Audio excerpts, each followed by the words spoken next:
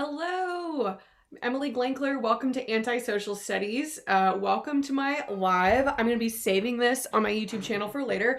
Today, I am talking about AP World, but really more generally, any of the AP history classes, AP World, APUSH, AP Euro, and I'm talking about multiple choice and short answer question strategies. So we're going to be going through some practice questions. I'm going to be telling you my strategies of how I like to approach these questions, but I also want to make sure that I can answer any of the questions that y'all have. So if you will say hi in the chat, tell me, are you a student? What class are you taking? Where are you from? I don't know. Are you one of my students? If so, thank you. You don't get enough of me during the day. So, and make sure that you let me know what you want to know about the multiple choice or the short answer question. Just as a heads up, next week, we're going to be doing the bigger essays, the LEQ, the DBQ. So feel free to share your questions on those, and then I might kind of save them for next week's. If you're new to Antisocial Studies, hey, I'm Emily. I'm going live every Wednesday from now until the AP exam to help you get ready. So, okay, let's just jump in and go. If it will let me, there it is. Okay. So this I got from Marco Learning, which is a great company. I work for them too. I do some of their review sessions, but this is a really helpful visual of the differences between the two tests. Hey Gianna, woohoo. So just as a heads up, in case you haven't gotten the memo, there's like different types of tests you can be taking. If you're taking the paper and pencil exam, it's just the same exam that's always happened. And I'm going to kind of explain what that looks like for the multiple choice and the short answer question. If you're taking the digital exam, like my students are going to be, things are slightly different. The biggest change really is just this one right here. Let me kind of point it out. Really, the biggest change is that whereas on the paper and pencil test, you have like an LEQ, you have a choice of 3 prompts and you write 1 LEQ. They've gotten rid of that on the digital test. You have the same amount of time, but you're instead gonna have 2 short answer questions. So that's really the biggest change. There's also the issue of like on the digital test, you can't go back and forth on the multiple choice, which we will talk about. Like, how do you approach that in a second? Okay, if you want to find this graphic or you want to find a lot of other really great free resources, you should check out Marco Learning. Check out their YouTube as well. Okay, so who am I? This is Antisocial Studies. These are the places you should be following. I have review materials up on my website right now. I already have 2 practice SAQs with sample responses. I have typed out responses so you can see like what would get the point. On TikTok, I'm posting daily review videos. I'm almost through units 1 and 2. And then on Instagram is where you can get announcements. You can ask me questions in my DMs. I a lot of times will do Q&A and stories, that sort of thing. Okay, let's just hop into it. So here's the most important thing that I really want y'all to know about strategy for taking the test. It's really that you are not aiming for perfection. If any of you joined into my Marco Learning Live a few days ago, this part will sound slightly familiar, but it's like what you're really looking for on the multiple choice, especially, is you're aiming for like 60% right or higher. Right? 60% or higher, if you're averaging that across the whole test, that's a 3. That's a 3 out of 5. That's a passing score. And it only goes up from there. Really the highest, even like if you want a 5 out of 5, what you're really looking for is getting like 80% right across the test. And so just for reference, like to pass then the multiple choice section, you're getting 33-ish out of 55. You can miss like, 22 questions out of 55 and still be considered passing, assuming you do fine on the rest of the test. And so if you are still in that mode of like, I got to get an A, I got to get a 100, just know that as you're doing practice questions for the AP test, if you have a practice test book and you are going through and taking your own practice tests, just keep that in mind as you score yourself, that like you are not shooting for an A. You're not even really shooting for a B. If you're getting a C or even a D, especially in the multiple choice part, you're doing just fine. And so again, these multiple choice questions especially, it's about getting through all of them, even if that means you have to rush through a few and get those wrong along the way, right? So I hate to say this, but it's like quantity over quality for the multiple choice, right? It's better to get through all 55, and yeah, maybe you rushed, and if you'd taken 5 more minutes on one, you would have gotten it right. But like you got all the way to the end to where you were able to grab up any of the like more simple or straightforward questions. Same on the SAQ. I mean, if you're averaging getting 2/3 of it right, so whether that's like within an SAQ that has 3 little parts, maybe you're getting the point for 2 of them and then not a third, or if overall you like do amazingly on 2 of the SAQs and 1 of them you just totally bomb. That's okay, right? So again, your teacher might be grading you slightly differently. I know I grade my students a little bit harder in my class because we're taking a test on something we've like just learned. But just keep in mind that on the AP exam, your standards can be a little bit lower, or I should say our standards for grading you are a little bit lower because we understand it's a really hard test. So now, these numbers are specific to AP World. I don't have the statistics for AP US and AP Euro. I will say I kind of think it's probably better. AP World is one of the tougher AP exams, so keep that in mind. Okay, I'm looking at specific questions. Yeah. So hey, Dylan, how's it going? Oh, Dylan's one of my good friends. Okay. Yeah, they're all going to be attached to a stimulus. And so what we do know is that they've actually told us, let me go back to this thing. So they have told us that on each of these SAQs, like for example, over here on the 3 SAQs, I think they've told us like this will be for example, I think they said this will be a primary source. I can't remember exactly. This will be a secondary source. This will be a map. One will be a graph or chart or like data set, and one will be an image. Like, I think they've actually already told us that. And I can like link on my website to the page where I found that. But they've told us on the digital that every single SAQ is going to be tied to a stimulus. I believe on the traditional paper and pencil test, this one is still just sort of like just no stimulus, just answer these 3 questions.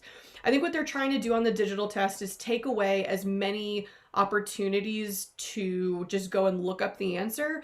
And so again, if all of the questions are tied to a stimulus, which they all will be, it's like, I think they'll be able to tell if they give you a really unique stimulus that you've like never seen before. It is very uncommon. And then all of a sudden they can tell that you're like searching for this random thing. So I think they're just trying to tie on the digital test every single thing to a stimulus to make it a little bit harder for kids to, I don't know, find other resources or whatever. So, okay.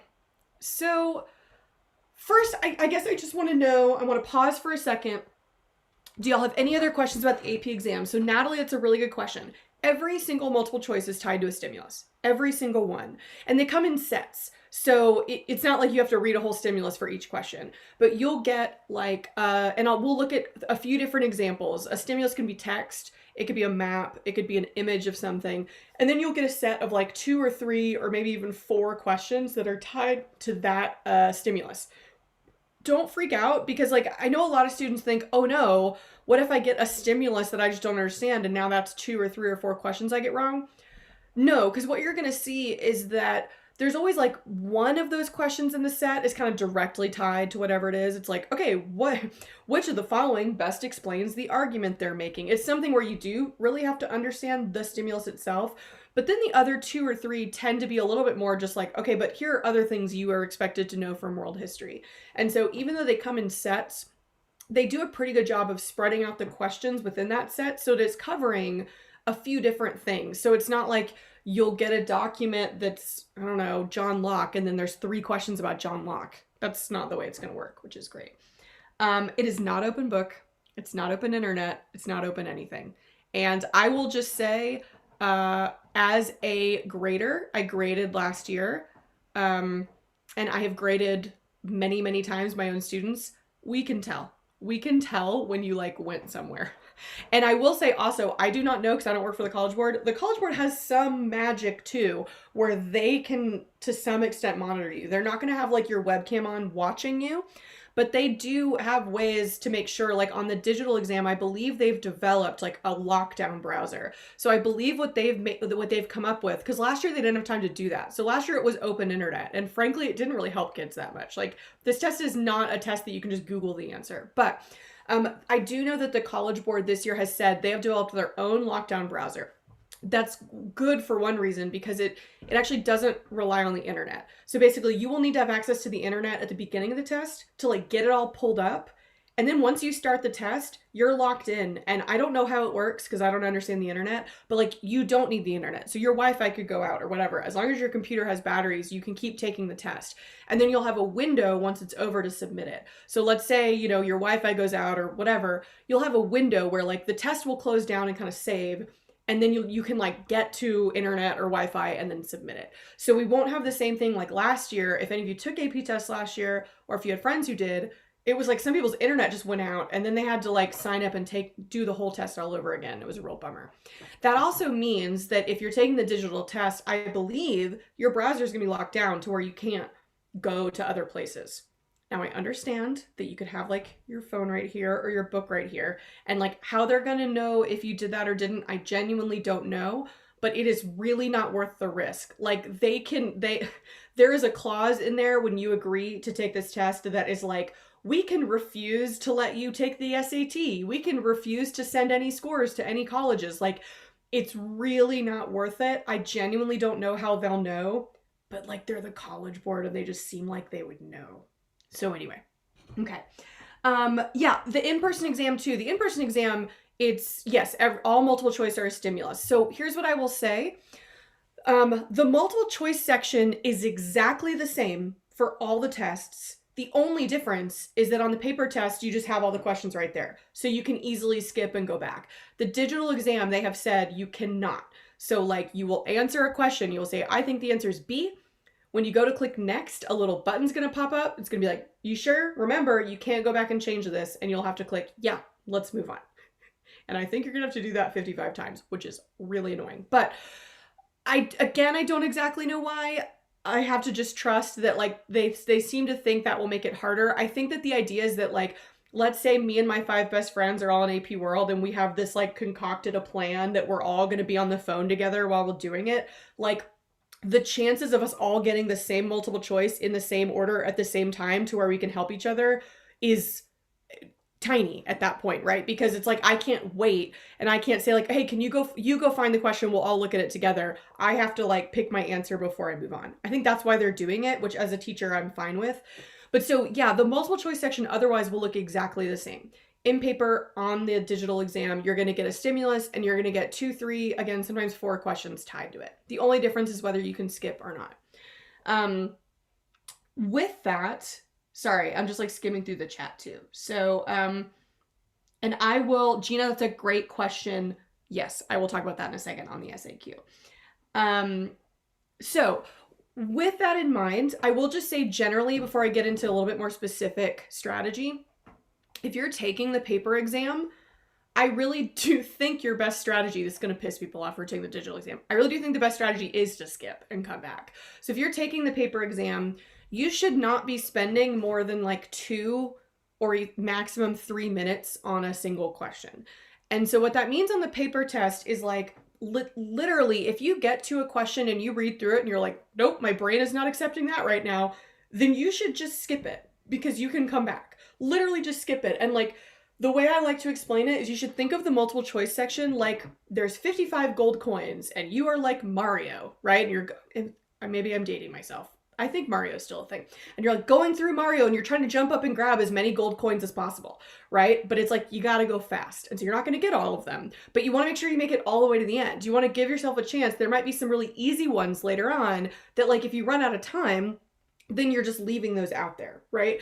And so again, if you're on the paper test, if you get to a question that you read through it and you go, oh, okay, this is going to take me a few minutes to figure out what the hell they're asking, then you should just skip it. Mark it, skip it, get through all 55 questions and grab the easy or medium ones. Then when the proctor's like, you have 5 minutes left, then go back and just like glance at it, go with your gut, because those were going to be the hardest questions anyway, right? Those were the ones that you were probably the least likely to get right. And so who cares? Who cares if you get those wrong? But again, what you don't want to do is like not make it to the end. And what if there were 3 questions at the very end that you would have like gotten like that? And if you had just seen them, you would have been able to get it. On the digital exam, the strategy is not that different. You just have to kind of like time yourself within it. And so on the digital exam, the strategy is just, you're going to have to work on each question as it comes. You can't just skip and come back later. But otherwise, you know, you'll have a timer going. And if you are realizing like, okay, I've spent 3 minutes just on this one question, 4 minutes on this one question, then you need to just trust that like, okay, I don't know. If I don't know it by now, I'm just going to have to make an educated guess. And you just need to make the best guess you can and move on. And I'll tell you how to make the best guess in a second. But so the strategy is really the same, right? You can't spend too much time on one. It's really just, if you're on the paper test, you can make that decision to skip a little bit more easily because you know you'll be able to come back to it. In all honesty, in my 10 years teaching this class, most students don't have a ton of time to go back. So I really think this isn't as big of a disadvantage as people think it is right now, because I really do think it works in your favor to be forced to go quickly. If you've studied, then I think the biggest problem I see from students is that they second guess themselves and go back and change a right answer to a wrong one. So I honestly don't think this is that big of a deal, as long as you're just keeping track of your time and you don't get stuck on one question that takes you 15 minutes, right? Again, I really do think they balance out. I see some people being like, oh man, I'm doing the digital, or oh man, I'm doing the paper. I legitimately think there are pros and cons to both where they balance out, because the paper exam, you have to write an LEQ. And I do think the LEQ is kind of the trickiest part because there's no documents. It's just like, okay, you have to write this whole essay from your brain about this thing. Whereas on the digital exam, instead of an LEQ, there's more SAQs. So I think the digital exam is a little bit easier to prepare for because there's one less element. Right? You're both preparing for a multiple choice. You're both preparing for a DBQ. You're both preparing for an SAQ, but the paper exam has one more thing, the LEQ, right? And so I do think also you get to type on the digital exam, which people tend to they prefer typing when they're writing an essay. So again, I really do think it balances out. I don't think there's a better test. I think honestly, they're going to even. The other thing to keep in mind before I get to multiple choice strategies, if you're not aware of this, is that the AP exam is graded relative to itself. And so what that means is last year when I was grading, I graded just one DBQ prompt for 5 days. It was so boring. I graded just one DBQ prompt. And so what that meant is that I was kind of grading relative to that prompt. And so this whole idea that oh, they got an easy prompt and I got a hard prompt is kind of not so much a thing. Because again, if there's a hard prompt and the scorers are seeing that oh man, okay, this was kind of tough. People were having a really hard time finding outside evidence for this one. Then guess what? Their bar for what we give a point to for outside evidence is lowered a little bit. Whereas if there's a quote unquote easy prompt or an easy version of the test, and it's oh wow, okay, a lot of people are getting a lot of these right, then the bar to get a passing score is a little bit higher. That sounds super corrupt, and I promise it's not. I don't want to spend the whole time talking about math and bell curves, but just trust me that it actually makes it really fair. So what I mean by that is they're going to be kind of determining the breakdown of what's a 5, 4, 3, 2, 1 within the paper exam. And then they're going to be doing the same thing within the digital exam. And so again, you're not necessarily being compared to the other test. And so you're really just worried about the other people who are taking the same test as you. Okay, I hope that made sense. And no, you're not all failing because someone has to get a 5. At least 10, around 10% are gonna get a 5. So even if the test is supposedly really hard. So for the multiple choice, there's always a stimulus. That is just the general word we use to mean anything from history that then we can ask you questions about. And so there are a bunch of different types of stimuli. There's the most common is gonna be text. It'll just be an excerpt from something. The second most common is probably going to be a map or an image. So it might be an image of a building that either you're supposed to know or you're supposed to make inferences. Sometimes there's really weird ones. We're going to look at a practice multiple choice today that is from this recipe, which is really freaked kids out. And it was don't worry about it. And so just keep in mind that the stimulus can be anything. And you will find that some of the sets are easier than others. So again, each question on the multiple choice is worth the same point. It's not a harder question gets you more points. And so again, it is okay if you get to one that you're this is really hard. It is perfectly fine to just make an educated guess. I will show you how to do that and then move on. And just, you got to trust that okay, well for that one, I maybe had to just guess and move on. Hopefully there are two that I then have time to get right. Because again, you're going for 2/3. You want to get 2/3 of them right. Okay. So here's my strategy, and then we're gonna do some practice. My strategy is first to eliminate wrong answers. That is number one. The first thing you should do, because on the AP exam, it is very rare that you will see a multiple choice question and you will look through the 4 and be that's it, it's B, moving on. Because that's not the way the AP exam is. They're not asking who was the first king of Mali? And it's like Sundiata. And you're like, great, move on. That's not what they're asking. And so it's better and easier to first get rid of ones that you're like, I am 75% sure this is not right. And then you deal with what's left. And so let's say ideally you can eliminate it down to maybe like 2 answers that you're stuck between. The one you should choose is you should go back and reread the question, because they're always asking you something very specific. There can never be 2 right answers. Every year when I'm giving students a test, they'll come up and be like, are you sure? Because it could be B and C. And I'm always like, it can't. It literally can't. It might seem like it, but you got to go back and read the question again and be like, one of these, they might both be right. They might both be true statements, but one of them is answering the question and the other one's not. Now, what if you are totally stuck? What if you're on the digital test and you're like, all right, time's a wasting. I can't spend any more time on this question. I got to commit to something and move on. Here are my 2 tips. I want to be really clear. This is only for if you're stuck. Do not just go through and use this strategy on all 55 questions. But if you're stuck between, let's say 2, and you're like, I have literally no idea. First, just pick the answer that has more words that are related to the stimulus they gave you. So if the stimulus is about religion, and one of the answers has the word religion or faith or something in it and the other one doesn't, then pick that one, right? If you're still like, yeah, I have no clue, then pick the answer that's more vague. Just pick the one that is like saying less, because the more specific an answer choice is, the more chances for it to be wrong, right? If an answer choice is like, for 100 years, these political leaders refused to support the blah, blah, blah. That's like so many things that could be wrong. It could be not 100 years. It could be not a political leader. It could be, right? And so again, those are like your last resort, right? If you're just like, I have no idea, I got to move on. If there are keywords in the answer that reflect what you're seeing in the stimulus, pick that. And if you're like, I have no clue, or the proctor's telling me I have 2 minutes left, then literally if you have like 5 questions left and you just have to pick, instead of just picking like B and saying B, B, B, just go through and be like, this is the answer that's the most vague. I'm going to pick that as a shot in the dark. I don't know. Okay. Okay, sorry. I'm skimming through the questions too. I want to make sure that I don't miss anything. All right, awesome. Okay, let's do a practice.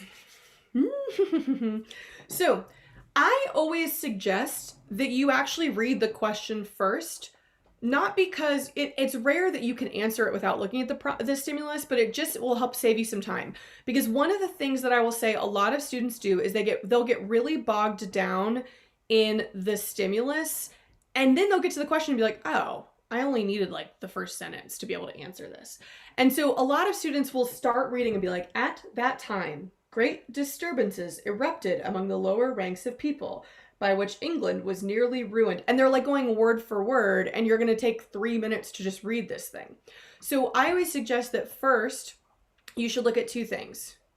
Y'all, if you walk away from today with nothing else, read the source information. Please read the source information. Sometimes it's not super helpful. Like this, you're like, unless you know who Jean Froissart is, I don't know how you say that, which I have no idea who that is. I know he's a French chronicler from the late 1300s. Some of them aren't very helpful, but we're going to see in some later practice ones, sometimes like that's all you need. There are times when like the answer is, or the clue to the answer is in the source information, and you don't even necessarily have to like decipher the entire document. Okay, so always look at that, and then I suggest you read the first question first, just so you know what you're looking for. So this says, the events described in the passage represent a reaction against which of the following forms of coerced labor?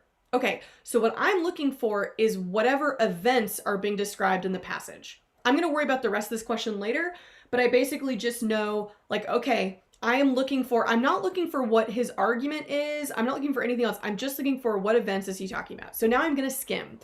All right, England was nearly ruined. Never was country in jeopardy. All because some commoners sought to claim liberties to which they were not entitled. Blah, blah, blah. Nobility have privileges. Rich people, they're bound by law. And cause to plow the lands of over the commoners who are bound by law to plow the lands of the nobles, harvest the grain, do all the hard work. Awesome. Evil disposed in these districts began to rise. So this is like describing whatever events he's talking about. So this sounds like there are common people in England who are like, the nobility sucks. and we should have maybe some rights. Okay, right? He's referencing Lucifer and God. Jeez, this guy really does not like commoners. Okay.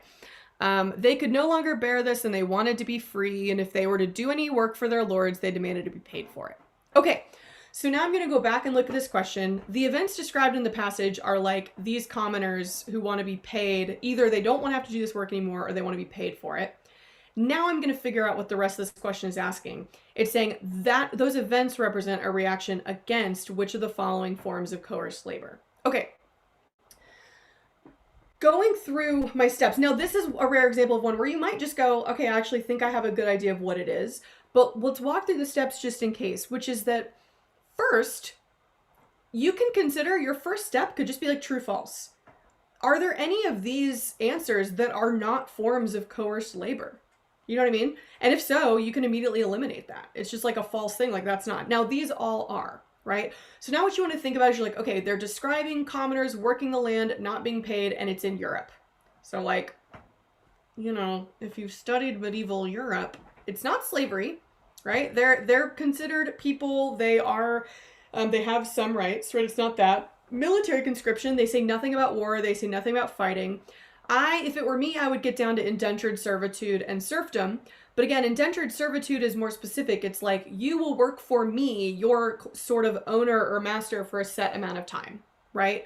And also, I just know that in medieval Europe, like the main thing for commoners is they are serfs. So it's D, right? So this is an example of one where it's like, yeah, you need to understand the document, but also it's just like a, do you know some stuff about medieval Europe, right? So you're never going to be able to just get the answer directly from the document, but a lot of times it's like the document plus some other stuff that you know. All right, so it's serfdom. Awesome. Let's do one more on this document, because otherwise, why did we read this 14th century French chronicle? I don't want to have done that for nothing. Okay, here's a cool one. Here's an interesting one. They're saying all of the following statements are accurate. All of them are true. Because, like, you don't know who Jean Froissart, whatever, is. They're saying all these things are true. Which of them most likely explains his view of the peasants' grievances discussed in the passage? Okay, this is one that the AP exam does, which is a lot more like what historians do, where it's like, okay, now we're going to really get into this complex question of, like, what does he think about this? And why is he describing them that way? And so we got to go back and be like, okay, what is his view of the peasants' grievances? And again, I mentioned, like, he's pulling up Lucifer, right? He's like Lucifer is like the peasants and blah, blah, blah, right? And so we kind of get he's calling it evil in the districts. He's referencing them with Lucifer. It said even up here, like, they were not entitled to those rights. You know what I mean? So if nothing else, it is a negative view. He's like not a fan of this. He's not saying like, wow, what a beautiful thing, and they're becoming so enlightened and pushing for rights. He's like, those disgusting, dirty peasants want rights, and they're idiots, and they're devils. Okay, so which of the following most likely explains that? So, even though he's French, Froissart traveled to England to collect information for his chronicles. That's okay, cool. I don't really think that has anything to do with the question that they're asking, but let's leave it for a second. Peasant revolts were fairly common in medieval Europe. Okay, that makes a little more sense to me. So honestly, only one of these can be right. So I think B makes more sense than A, so I'm just going to go back and say, okay, then I really don't think it's A. It could be B, because if there's lots of peasant revolts, that would be frustrating after a while, and that would make you be like, ugh, they're so gross. Okay. History writing in medieval Europe was aimed primarily at elite audiences. Okay, that also seems reasonable to me. So I'm going to keep both of them. In addition to his chronicles, he worked on a work of romance based on the legend of King Arthur. That's true. Y'all, we should go buy that. I wonder if that still exists and we can find it on Amazon. Someone Google Froissart, the romance based on King Arthur. I'm totally going to read that over the summer. Okay, so I'm now down to B and C. Both of those make sense to me because both of those explain why someone would have a negative view of peasants demanding things. So let me now go back to the question. Which most likely explains his view of the peasants' grievances discussed in the passage? I mean, he's really specifically asking about his view and the way he discusses it here. And to me, like, he's really clearly taking a side. Like, he's saying they were not entitled to this thing. They are evil. They are guided by Lucifer. Like, he's not just saying, and this is why there's been so many revolts or whatever. Like, to me, it seems like he's really pandering, and he's not worried about a peasant reading this and being like, how dare you, sir? Like, he really is very clearly coming down on the side of nobles, right? And so the answer here is C. Let me just tell you right now, this is like on the spectrum, one of the harder multiple choice questions. So if you're between B and C, if you were looking at this and would have gotten down to between B and C, then that's good. That's great. I think this one is, actually, I know this one is C, because again, this is more specific to like what he's writing about. Like, he's not referencing other revolts. He's not, I mean, the fact that they're common, yeah, you can make the links like I made. You can be like, well, that would maybe make him frustrated. But notice that I had to make a few jumps to make sense of like why he would feel this way because of peasant revolts. Whereas it's very clear to me why, like, if he's writing just for nobility, like, I don't have to make any jumps. It's like, oh, that totally explains exactly why he talks about it in this way. So again, it's like, think about whichever one more directly and quickly answers the question, right? And B, I was saying like, well, if there were a lot of peasant revolts, then that might make people a little tired of them, and then they might start to feel a little frustrated and not super sympathetic. That's a few steps. Whereas here, it's like, oh, if he's writing for the nobility, of course he's going to talk about how the nobility are like better than everyone else, right? Okay. Catherine, I will say if you're able to narrow it down to 2, that's a really good thing, right? Because honestly, like if you just look at a lot of multiple choice over time, you are going to get better at recognizing the right one. The hardest thing to fix, like legitimately the hardest thing for me as a teacher to help with is if someone is just constantly getting like the wrongest answer. And I'm sort of like, well, that's just like really not right. I have no idea, right? But if you're always getting down to the 2, that's great. Because remember, like, you're literally trying to get like 60% of these right. So if you're constantly getting it down to like the last 2, even if you're just guessing at that point, you're getting 50%, right? You know what I mean? Like, I really think you're better off than you probably think you are. Okay, let's do like one more of these. I want to make sure we can talk about SAQ as well. Yes, I'm sorry, I'm looking at these. Like, Natalie, I think you're totally right. One of the hardest things about these multiple choice questions is that they are complicated. There are a lot of moving parts, but if you can just like take a deep breath and like work through it for a second, it's fine. The trick with the AP history test is like, it's like in a math class, right? In a math class on Monday, you learn this thing. On Tuesday, you learn how to do this thing. And on Wednesday, you learn how to do this thing. And you're like, great, those are all pretty straightforward. And then you have a test on Thursday and the teacher's like, no, do all of them at once in one problem, right? That's what the AP exam is too, right? It's like, okay, I understand medieval serfdom. I understand the Middle Ages. I understand bias in writing, an audience, that sort of thing. Now I just have to like put it all together and make sure I'm answering the right question. Okay, here's another example with maps. Here's another thing, just like a public service announcement from all teachers to you. If it's hard for you to read something on a map on the AP test, then you don't need it. If it's a map and it is information you need to answer the question, they will like give you a key or they will like explain it further, right? So if you're sitting there going like, well, I can't tell, like, is the 2's here, but it looks like the 2 goes to the 3. You don't need that, right? Don't get bogged down trying to figure out like what those things are, because they're just going to tell you. The real reason why I wanted to show you this one is just, I want to show you, like, it's really important to just read the source information. Typical sailing routes and schedules of Omani merchants traveling to East Africa and China from Muscat around 1400. This might be something you've never learned about before. You might have never talked about Oman. You might not know what Muscat is. You're like, I guess it's in Oman. I don't know. That's totally fine.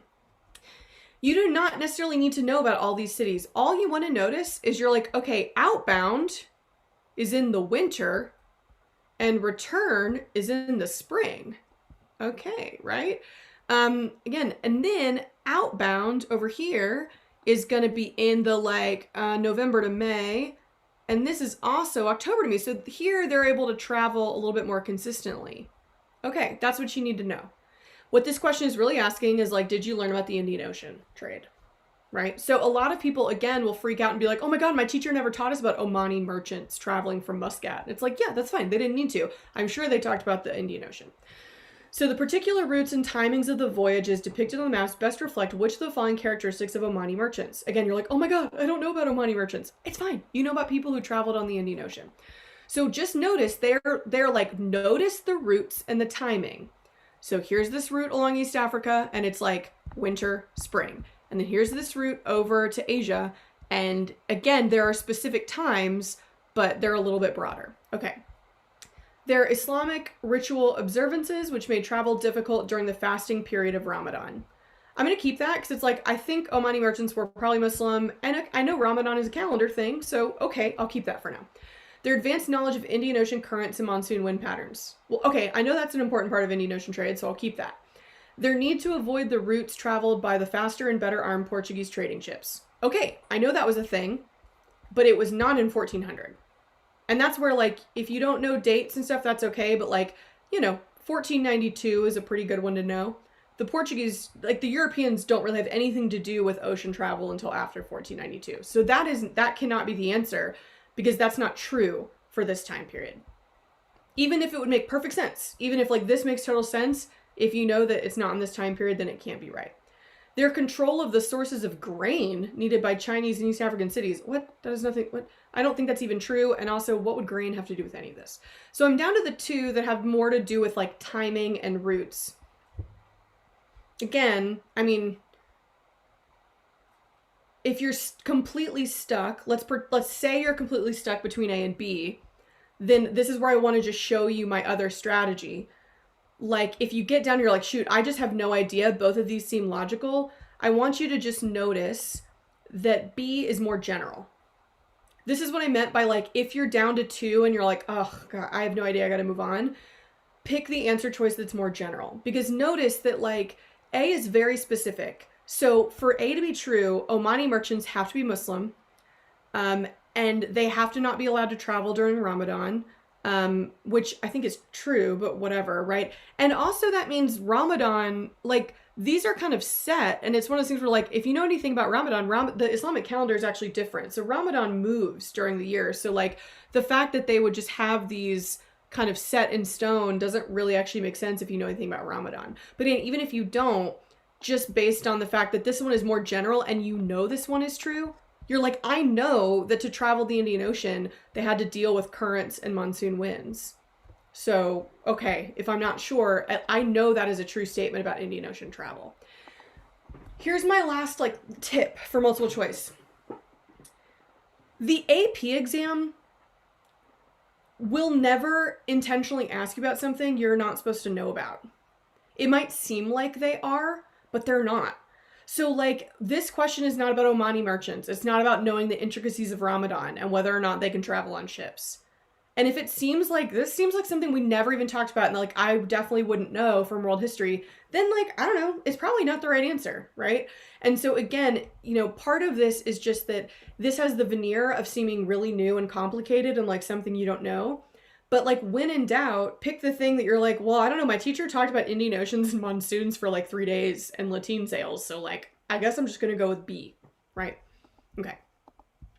We're going to move to this other one just because I want to show you this example of a stimulus that like, just freaks students out. Where you can get these practice questions, here's what I will say. All of these come from published practice exams. So like if you go and you literally just Google, I'm going to put it in the chat, like AP World Practice Exam.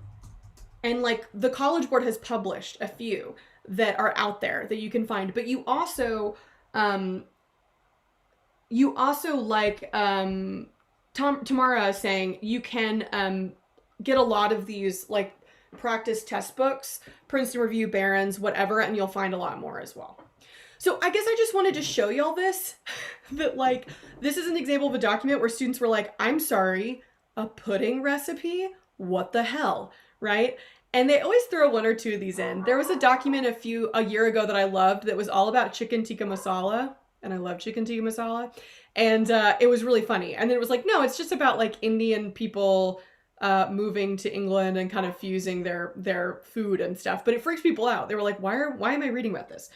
So keep in mind that read the source information. Okay, so here, this is called Empire Christmas Pudding. And it's saying like raisins, Australia, minced apple, Canada, beef suet, New Zealand. And you might start reading this and going, oh God, I don't know what beef suet is. Neither do I. It doesn't matter, right? Skip down to the source information. This is a recipe published in British newspapers by the Empire Marketing Board. Great. In the 1930s, it was created by King George the whatever chef, the 6th. Okay. Now go to the question. Which of the following best explains the motivation behind the Empire Marketing Board's publication of this Empire Christmas Pudding recipe? You do not need to like go make this. You don't need to know what a suet is or whatever. This is saying, first of all, what is an Empire Marketing Board?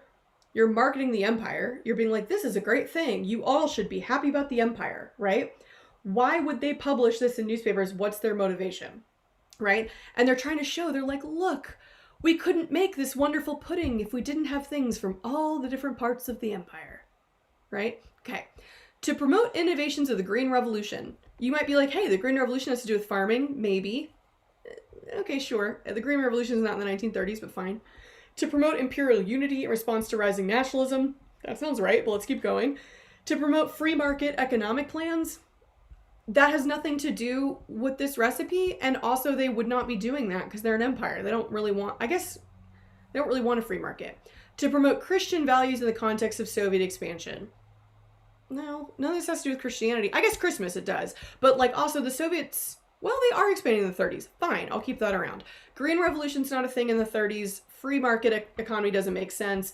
This is clearly about trying to keep everyone part of the British or the British Empire, right? It's to promote imperial unity. So this is one of those questions where I don't think this one is particularly tricky, except that students, I remember they came back from taking this test and were like, oh my God, there was a question about pudding. And I was like, what? And then when I finally got to see it, I was like, oh, y'all know it's about imperialism. That's what this question's really about, right? So if you ever see a question or you see something where you're like, this is totally out of left field, take a step back and zoom out and be like, okay, what is this about? It says empire, empire, empire. We talked about imperialism. This is a question about imperialism, right? Because a lot of students would see this and just go, screw that. I don't even know what suet is, and like skip it. So you're just trying to like do slightly better than that kid, right? Okay. The other question they asked is like, oh, see, here's another great example. The other question in this set had like nothing to do with this. It was like, okay, cool. We mentioned spices. Let me ask you something else about spices. So demand for Asian spices drove which of the following in the 16th and 17th centuries? So here's an example of like, I don't want students to a lot of students get excited when they're like, hey, every question is about a stimulus. So I don't actually really have to know a bunch of facts about history. I can just read the stimulus and figure it out. And hopefully you see like that's not really the case. And also sometimes they'll just then ask you a thing. They'll just be like, okay, people were looking for Asian spices. What did that lead to? Well, it led to the establishment of European trading post empires, right? It leads to like the age of exploration, and eventually trying to get to Asia. And so they start to establish these empires around the world, right? So keep in mind, like you do still need to just know information. Cool. All right. I'm going to talk about the SAQ for the next 15 minutes or so. We probably won't get a chance to look at the 2 SAQs I've pulled, but we're just going to look at one to show you my strategy. So this is actually where Dylan, this will give you more information. So if you're taking the SAQ, if you're taking the paper exam, let me move this over here. Then you are going to have, there we go, 3 SAQs. You're going to have 2 that are required, and then you'll have an option between 2. If you're taking the digital exam, there's going to be no options because, again, they're just trying to make it as hard as possible for like you and your friend to have the same question, right? So they're telling you like question 1 is going to have a primary source text. The next question is going to have a map. The next question is going to have a primary source image. Then, again, the biggest difference between the digital and the paper exam is that the paper exam only has one SAQ section. And then the other section is going to be an LEQ. The digital exam has 2 more SAQs where they're telling you, okay, now for those of you taking the digital test, one's gonna have a data set, a chart, a graph, and one's gonna have a secondary source text, which means like a historian writing about things. So we have a little bit more information on exactly what those are going to be, but the point is that if you're taking the digital test, then all of your SAQs will be tied to a stimulus. If you're taking the paper test, most of them will be, but I think you might have one that's just like a ABC, like there's no stimulus, it's just asking you questions. So Nancy, what I know, which the College Board is going to put out, like you're going to be able to get into the system to see what it's going to be like on April 8th. And so on April 8th, I will probably like go live maybe on Instagram or TikTok or something and like walk us through it. Like I'll probably start walking through and just go live as I do that. That's when we're going to really, I think, get a lot more information on exactly how much you can move around. What I'm assuming and what I'm starting to practice with my students is that you will probably get like one SAQ and then a text box. And then within that, you can do 1A first and then 1C and then 1B. But what I'm assuming is then you will have to submit that SAQ before you can move on to the next one. So like you can like, I'm assuming that kids will still be able to answer like A, B, and C in whatever order they want, but I would doubt that they're going to let kids on the digital test like do just 1A and then skip to 2 and do 2B, 2C and then like come back afterwards. So I think it's going to be probably similar to the multiple choice, but I don't know that for sure. That's just my educated guess. So do I recommend the digital or the paper test? I legitimately think there's pros and cons to both. I think that if you're good at SAQs, then the digital test has a lot of them. It's now a big part of the test, whereas the paper test still has an LEQ. I think that there's a benefit to being able to type, like on the digital test, but I do think that the not being able to skip around is a big con, right? I mean, that's a good strategy for a lot of students. So I think that if you're taking the digital test, you just have to be really mindful of your own time. You just have to really keep yourself honest about like, okay, I can't spend any more time on this because I have to submit it before I can even see what the next question is going to be.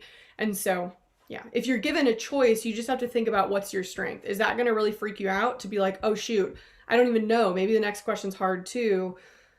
But you just have to, if you're decent at trusting your gut, then the digital test I think is totally fine. And honestly, even if you have the paper test, most of you probably won't have time to like go back and rethink your questions. So again, I really don't think it's actually that big of a deal. So, okay, here is the SAQ strategy. The most important thing about the SAQ is that you just need to make sure you are answering only what the question is asking. This is like the biggest mistake that I see students make is they either answer the wrong question or they write like an essay for one question and they answer that question like 5 times and then they run out of time. Those are the 2 biggest mistakes that I see. And so each prompt is very specific. Like each prompt is really specific. So if it says political with an underline, then you can only talk about political stuff. Or if it says like a cause, then you can only talk about a cause. But it's specific, but you literally only need one answer. You only need one answer and one piece of evidence to go with it. And you don't get bonus points for having 3 pieces of evidence. In fact, you've just sort of used up some time. So the trickiest part for at least my students in the past on the SAQ section is just time. You got to be able to like think through, put an answer on the page and move on relatively quickly on these SAQs. And so this one, it's more about putting down your first thought that is correct, right? As opposed to sitting there and really planning and thinking about, okay, what would be the strongest argument I could make? It's like, it's about speed. And so obviously don't just put down your literal first thought that might be wrong, but the first thought you have where you're like, oh, right, that would answer this question, then just start writing and then move on. You might 5 minutes later be like, oh, you know what would be an even better argument? Don't worry about it. If the first thing you said is correct and applies, that's fine. Because there's no point, like it's either you get the point or you don't. So it's not like one person gets more points for having a really good SAQ and another person gets less points. You either answered the question or you didn't. So there's no incentive to have like the best, most complex answer on the SAQ. As long as you answer it and support it, then you get the same point as someone else who writes a paragraph, right? And so you answer only what the question is asking at most. Literally at most, the most that you should do is ace it, which is 3 sentences maximum. You answer the question, and you do that by citing a specific piece of evidence. And then the explain part is literally just like, explain your answer well enough so that the reader knows you know what you're talking about. That's all you're trying to do. This is not an essay. It is just one little snippet to where this is just your opportunity to show the reader, yeah, I know some stuff. I know some things. I can pull a specific example out of the hat and spend a sentence or two explaining it to you. Like, that's all they're looking for. They're not looking for complexity. They're not looking for context. All that stuff is just for the essays. Here's what I will say that is really important in terms of reading the prompt. There is one exception to this. There is one time where you do not need to ace it. And that is if they just ask you to identify. If they just say, like, identify one whatever, and they don't say identify and explain, they don't say describe, they don't say anything else. If they just say identify, then you only have to do these first two, right? So, you know, let's say there was an SAQ for a year or two ago that was like, let's say it's like, identify one example of a democracy committing mass violence. That was one of them. And you could just say, in the 18th and 19th centuries, the United States government conquered indigenous land and violently forced them onto reservations. That's it. And then you move on. You don't have to explain it. You don't have to explain why. You don't have to explain how that's connected to democracy or lack thereof. Like, you don't do any of that. You just identify a thing. Most famously, maybe in that same SAQ question, there was one that was just like, identify an example of a totalitarian state committing mass violence in the 20th century. And literally all kids had to say, there were other answers they could do, but all kids had to say was, one example was the Holocaust in Nazi Germany. Move on. Like, all they've asked you to do is identify. Tell me one example of this thing. And as long as it's specific enough that the grader's like, yeah, that makes sense. Like, if you just said one example is Germany, they'd be like, well, Germany when? Like, what Germany? As long as you're specific enough, then you're fine. So again, what I have found is that typically the first, like, 1A tends to be identify. And then the rest are like, okay, you got to do the whole thing. You got to really fully explain it too. But that is a good way to save some time as well. Hayden, good question about, like, do you need outside info? I mean, really the whole thing is going to be outside info. That's really what the SAQ is it's like your chance to be like, okay, they'll say, tell me one example of a development that blah, blah, blah. And then you're just picking one that you know. There's never only one right answer though. Like, there's never going to be just like, what was the name of the event that the Americans did? Like, there's never going to be that. There's always going to be multiple things you could talk about, but it's just a matter of pulling out the one. And to your question about, like, what if you give more than one piece of evidence in case one is incorrect? I mean, I think that's true, but I honestly, I think it's probably better to just make sure that the one that you're doing is, like, very clear. But yeah, if you're a little worried, like, let's say you're not super confident in your first answer, you're like, I don't know, then maybe add another sentence or two being like, also one other one. But you don't necessarily, I wouldn't recommend doing that for every single one because you'll run out of time. So you can do that as like a safety net if you're like, I don't actually know if this is a thing. But again, if you then have a second one that you know is right, then just do the second one. You know what I mean? If you have an answer that you're like, as far as I know, this is a solid answer to this question, then just do that one and move on. But yeah, I mean, you could put in two and hope one works. But sometimes it can work against you because they're like, well, wait, do they know what they're talking about? Like, if you say two conflicting things, then they're sort of like, huh? So I would only do it if you feel like, actually, now that I've written that out, I'm not sure that's true. Right. Okay. So let's look at an example. So here's an example of one where, like, oh my gosh, just read the source information. There are so many students who spent the whole SAQ just trying to guess what this was showing. Who is that? I don't know. Maybe it's in the Ottoman Empire. I'm not really sure. And teachers were like, yo, they just told you. Like, you don't actually even have to really look at this necessarily. Just read this down here. The engraving shows an encounter in 1765 when the Mughal Emperor Shah Alam II granted the British East India Company, represented by this guy, the right to collect tax revenue from the Mughal provinces of, okay, great. He is deferring to the British East India Company guy saying, yes, you can be responsible. You're kind of our new, like, tax farmers. for these provinces. Great. You do not have to really look any further into this image. It tells you exactly what it's showing, right? Okay, so now let's look, Elizabeth, great question. I'm going to talk about that in a second. So for 2A, it just says identify. All it says is identify.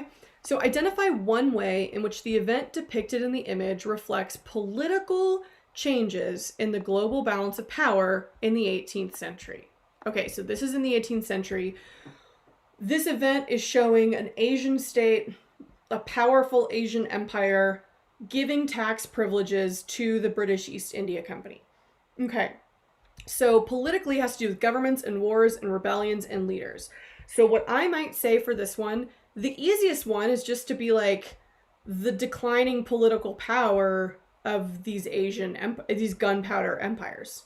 To me, that seems to make the most sense, right? That it's like, okay, it's clearly just sort of showing like, yes, they're still powerful, but they're kind of giving away a lot of their, like the ability to collect taxes is one of the most important powers an emperor or leader has. So what I would say here is I would say one political change was the declining power of the gunpowder empires against the rising political power of Europe. And that's all. That's all I would say. So I'm just saying, like, okay, I understand that this is that the Mughal emperor is losing some power by giving away privileges to European people. That's a change that's happening, right? Abby, can what's being shown in the picture be your evidence? Well, no, because they're not going to just give you the answer.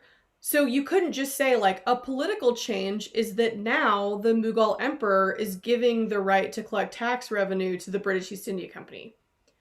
Because you haven't explained what that's a change from yet. You would have to be like, so you could say, for example, for another like 1A or whatever A, you could say like a political change is that the Mughal emperor is giving away taxing privileges normally given to zamindars to an outsider. That's a little more of an economic, but like if you're talking about the emperor doing that, okay, fine.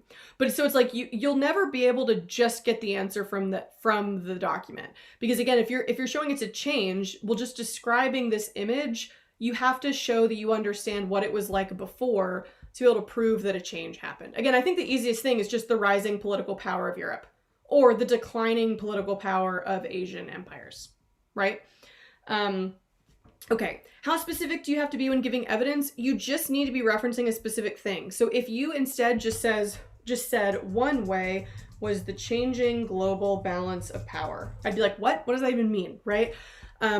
If you instead said one way was the declining power of traditional empires, I'd still be like, maybe if we're being really nice, but probably like what traditional empires? Like, what do you mean? And so even if you just said like gunpowder empires, which is the Mughals, or the declining power of,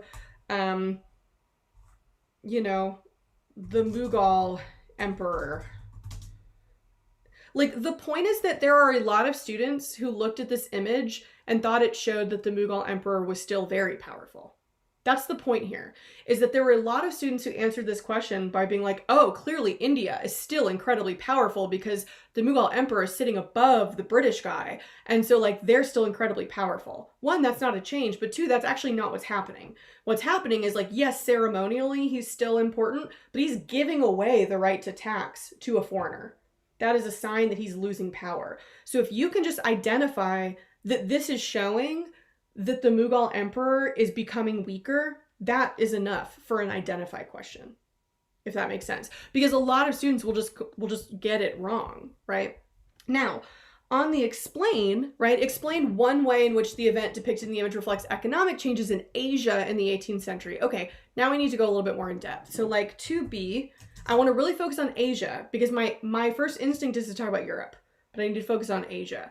So I would say the image shows the rising power of European companies in Asia. That's my answer.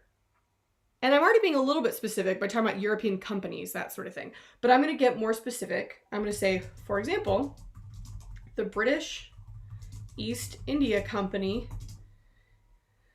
came to control many trading ports around Asia, eventually gaining some political power, like tax privileges, as shown in the image. And that's my answer. So I'm saying the economic change is like in Asia is the rising power of European companies.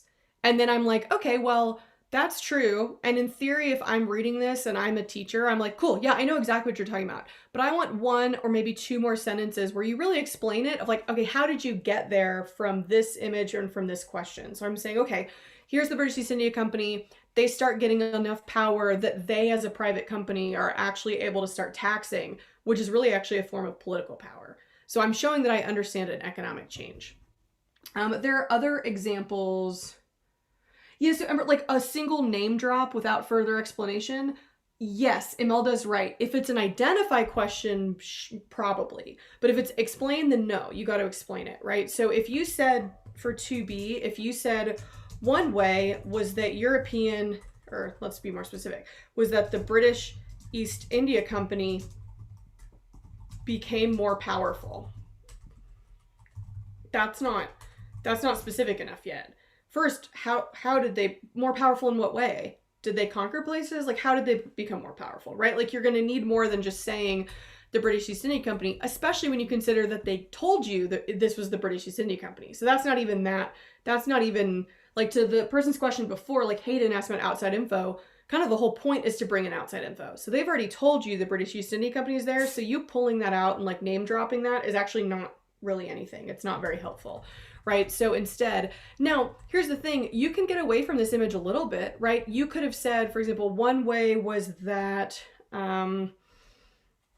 it could be just like European powers were becoming more economically important in Asia, right? More generally. And you could say like, for example, the Portuguese had established a trading post empire and were competitive with Islamic trading states in the Indian Ocean. Great. That in theory, like that's not what the picture is showing, but the picture is just showing a European power becoming more important against an Asian power. And so again, like this is just reflecting this broader change that's happening. So it doesn't have to be about the Mughals and the East India Company, but it has to be about like, okay, this trend we're seeing in the image. Okay, well, we can also see that with Portugal getting more involved in the Indian Ocean trade, whatever, right? And so again, you look at the last question and it's going to be a little bit trickier. Typically they go from easy to hard in these different sets, or simple to more complicated. So for C, it says explain one way in which Great Britain's relationship with South Asia changed in the 19th century compared with this relationship. So this is now fully outside information. And so, I mean, there's a lot you could do. They like fight wars and stuff, but the easiest would be like one way is that the British conquer and take direct control of India in the 19th century. Now, I still have to prove it. I know that seems silly, but I have to prove it. Like, after the Sepoy Mutiny, the British got rid of the Mughal emperor and set up the Raj as direct rulers of India. Boom. There you go. Right. So for an explain question, like you want some specifics in there. It's more important that it all connects. Like I'm not just listing out a bunch of different facts. Notice like my one thing is like they took direct control of India. That is my answer. So any specifics I put in there are all related to that. Notice I didn't then also say like also, you know what I mean? Like also, they began building railroads. Like, I don't have to go into another thing. That's plenty. And so again, I really think like 2 or 3 sentences. If you can't answer it in 3 sentences, then like you might need to pick something simple. You might need to pick a better answer. Or you might need to like really think through like, am I answering the specific question they're asking me? Okay.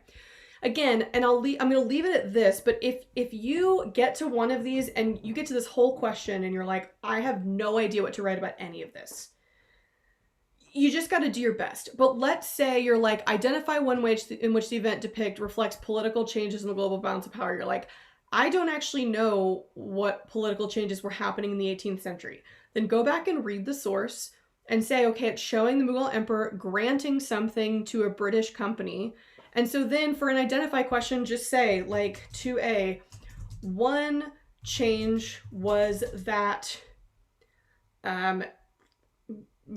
Mughal emperors began granting privileges to European companies. Like I don't think that's a great answer because it's just kind of rephrasing what they've already told us, but like it's better than leaving it blank. It's better than saying nothing, right? And keep in mind that each of these is worth the same point. So let's say you feel pretty good about 2A, pretty good about 2B, and then C, you're like, I have literally no idea. Don't panic. That's okay. Put something down. If nothing else, if you get to C and you're like, I have no idea what to write, well, if nothing else, think about like, okay, what do I know about Great Britain's relationship with South Asia? Like take a second and just be like, all right, in class, whenever did we talk about Great Britain and South Asia or India? And you'd be like, we talked about Gandhi, we talked about their independence, we talked about, and then like you might get to it. And you might not know, was this the 19th century or was it not? Worst case, you can guess. And if you guess wrong, it's okay because each of these are separate questions, right? So yeah, Isabel, I really think it's like 3 sentences, 4 sentences. The only maximum is that like, at least on the paper test, you basically get 1 page, 1 piece of paper for each of these for like A, B, and C. And so they really are encouraging you to like, just get to the point. And then to Nancy's question, you don't really need to restate the whole thing. So like for 2A, you could literally be like, one way is that Asian empires were declining in power relative to Europeans. And that could be your answer. It has to be a complete sentence. So you can't do like bullet points or something like that. Or here you could be like, one way is that, and then you can just start going, right? So you can't do bullet points, that sort of thing. But there are no points related to spelling. There's no points related to grammar. There's no points related to it being well written or poorly written. They're looking for the knowledge. So if you're like, oh, I'm not a very good writer, just put your knowledge on the page in a complete sentence, right? And you should think of the SAQ as a way to show them what you know in a way that the multiple choice question doesn't let you do. The multiple choice questions are like, I hate those multiple choice questions. I really do. Because it's sort of like you can know a ton of stuff about British imperialism, but like that question about the pudding recipe is just like, what? And that's really frustrating. And so actually a few years ago, when they added SAQs, they did them as a replacement. There used to be way more multiple choice questions. And they were like, you know what? This is probably a better way to see what kids know. So now they're giving you a little bit more room to where you can be like, okay, I don't know about British pudding, but I do know about the British in India, or I do know about Europeans in Asia or whatever. So when in doubt, just like put what you know on the page that's related to the prompt and then move on, because you don't even have to be making really an argument, right? You're not making an argument. You're just saying, here's one way and here are the specifics that relate to that, right? I agree with you, Daniel. I actually just think that I think the SAQ is one of the harder parts because it's just sort of like you get it or you don't. And, you know, there's sort of no middle ground. And so again, you should just think of it as a way to like, just put what you know. So if nothing else, just say, okay, B says economic changes in Asia, 18th century. What do I know about that? 1700s, that's like American Revolution, economic changes in Asia. Well, I know Europeans are like starting to explore there and get there. So, okay, I'm just going to talk about Europeans getting more involved in the Asian economy. You might be like, I don't actually understand how to relate it to like this painting or whatever. Fine. If nothing else, just think of it as a way to show what you know, instead of being asked like a really random multiple choice question. Okay. I'm going to be posting this PowerPoint on my website because I gave you another one that's just more like a straightforward. Again, if you're taking the paper test, you might get at least one that doesn't have a stimulus at all. It's just like, tell me these things, but it's really not that different from what we just talked about. So what now? Join me next week. Make sure that you're subscribed. if y'all will like this video, that'd be great. I don't really know how YouTube works, but like I've been told I'm supposed to ask people to like it. So if you'll make sure that you like this video and make sure you're subscribed, every Wednesday at the same time I'm gonna be going live. And next week I'm gonna be spending most of my time on the DBQ because everyone's writing a DBQ, but we're also gonna talk about the LEQ as well. And if you're not already, make sure you're following me on social media because on TikTok, I'm literally posting a review video every single day from last week all the way through the AP exam. So I just did one today on like religious buildings and monuments from 1200 to 1450. 60 seconds, right? You just have to watch one 60-second video a day. On Instagram, I do a lot of like stories and like you can ask me questions. Someone was asking me earlier about how to reach out and contact me. You can DM me on Instagram. I'll be honest, I can't always respond to everyone's questions, but I'll do my best, or I'll at least see it and then I might include it in some other resource that I'm making. So again, just reach out, let me know, follow me, and tell your friends, like, please just follow me for the next 2 months and then you can unfollow me, right? Like it's totally fine, but I'm here for you for the next month and a half to get you ready for the test. And, you know, please reach out and let me know what you think would be helpful. Join me next week and tell your friends, share the recording of the video with them later if they missed it. All right. Cool. I'm really glad that this was helpful. Good luck, Daniel, writing a DBQ in class. Yeah, y'all are going to be totally fine. And just remember, if nothing else, like this is one test, it's fine, right? It's really not life or death. Do your best and then move on with your life. There are more important things, right? Okay. With that, I'm going to go ahead and stop. I will answer any last minute questions in the chat, but I'm going to stop my stream